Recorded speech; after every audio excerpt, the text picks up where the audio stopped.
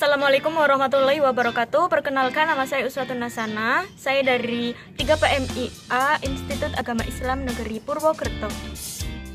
Untuk memenuhi tugas UTS hadis, saya akan menjelaskan tentang akhlak Rasulullah SAW.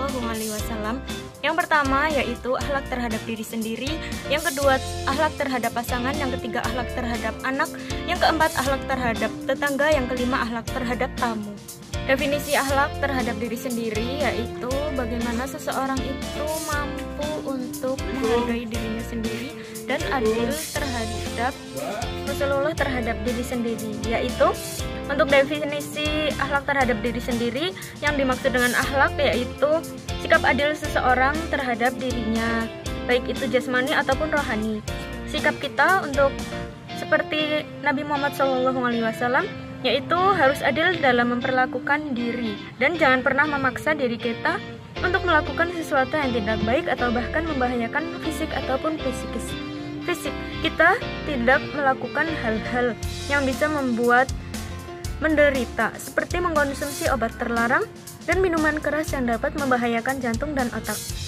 Psikis, kita menghindari diri dari sifat iri, dengki, munafik, dan lain sebagainya. Hal itu tersebut dapat membahayakan diri kita. Semua itu merupakan penyakit yang harus kita hindari. Untuk cara mengobati diri kita yaitu terlebih kita harus mengenali penyakit tersebut. Apakah di hati kita ada iri, dengki, dan munafik. Macam-macam akhlak terhadap diri sendiri yaitu berakhlak terhadap jasmani, berakhlak terhadap akal, berakhlak terhadap jiwa. Yaitu untuk berakhlak terhadap jasmani, 1. Menjaga kebersihan diri, 2. Menjaga makan minum, 3. Tidak mengabaikan latihan jasmani. Untuk berakhlak terhadap akal, yaitu 1. Memenuhi akalnya dengan ilmu, 2. Dengan penguasaan ilmu. Berakhlak terhadap jiwa, 1. Bertaubat, 2. Bermuqarabah, 3. Bermuhasabah, 4. Bermujahadah, 5. Memperbanyak ibadah. Hadis-hadis berakhlak terhadap jasmani yaitu 1. Menjaga kebersihan diri.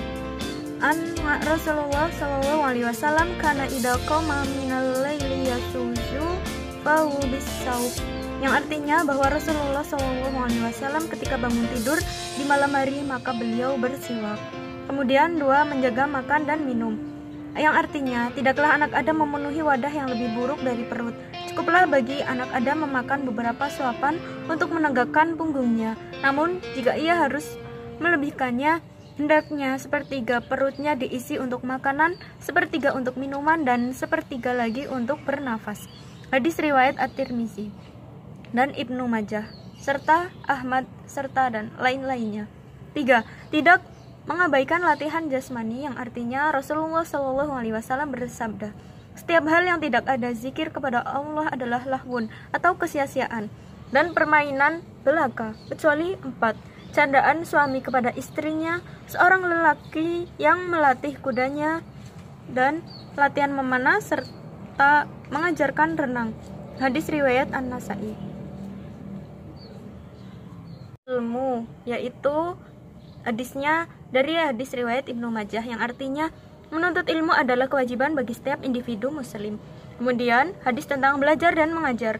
Rasulullah SAW bersabda, belajarlah kamu semua dan mengajarlah kamu semua, dan hormatilah guru-gurumu serta berlaku baiklah terhadap orang yang mengajarkanmu. Hadis riwayat Tabrani. Kemudian ada hadis tentang ilmu dunia dan akhirat. Rasulullah SAW bersabda, barang siapa yang menghendaki kehidupan dunia maka wajib baginya memiliki ilmu, dan barang siapa yang menghendaki kehidupan akhirat maka wajib baginya memiliki ilmu, dan barang siapa menghendaki keduanya maka wajib baginya memiliki ilmu. Berakhlak terhadap jiwa, yaitu 1. Bertaubat, kemudian 2. Bermuqarabah, 3. Bermuhasabah, 4. Bermujahadah, 5. Memperbanyak ibadah. Yang hadis tentang bertobat yang artinya yaitu penyesalan itu taubat, dan orang yang bertaubat dari dosa itu seperti orang yang tidak ada dosa baginya. Kemudian hadis tentang bermuqarabah yang artinya sungguh Allah telah berfirman, Aku adalah pihak ketiga dari dua orang yang berserikat selama salah satu dari mereka tidak mengkhianati saudaranya. Jika ia mengkhianati saudaranya, aku berlepas diri dari keduanya.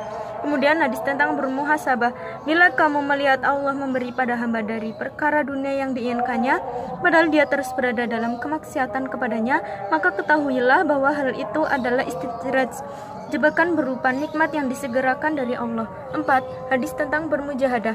Rasulullah SAW bersabda, bukanlah orang kuat itu yang biasa menang saat bertarung, tetapi orang kuat itu adalah yang mampu mengendalikan nafsunya ketika marah.